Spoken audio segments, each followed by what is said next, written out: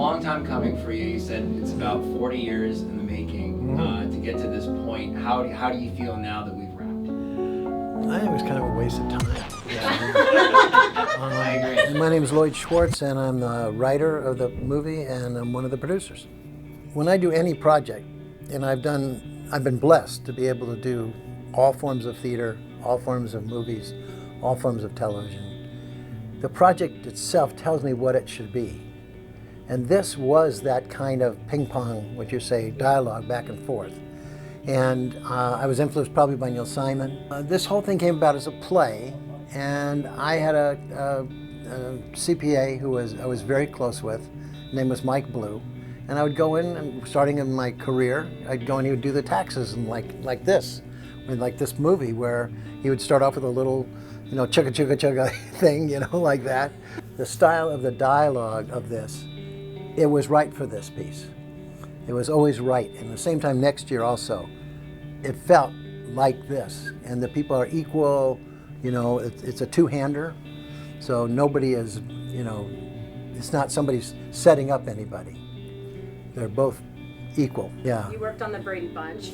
Yeah. Tell us about your time on the Brady Bunch. Well, I first started working with my dad on Gilligan's Island. Oh, yeah. Before that? Before that. And then I did some stand-up comedy. My partner was a Black Panther, trouble with the government and everything. I was standing next to Neil Simon. It was the 60s, and it was a very radical time. FBI was following us. There was some murders involved. My phone was tapped, and there was, yeah, I mean, it's a whole different.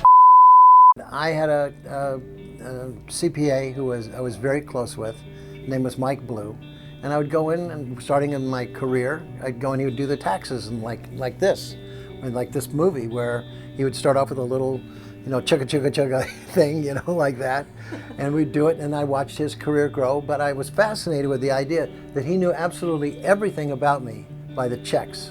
I think my favorite moment is that each scene was so different. And that was intended. There was some that were a little more farce and some a little bit more romantic. And the fact is that you mentioned it too, how the coming together eventually, and how it was a fairy tale, and just missing, all that, and then coming up in the right place. And I thought that was really beautiful. We don't do it because it's different. We do it because it's right for the project.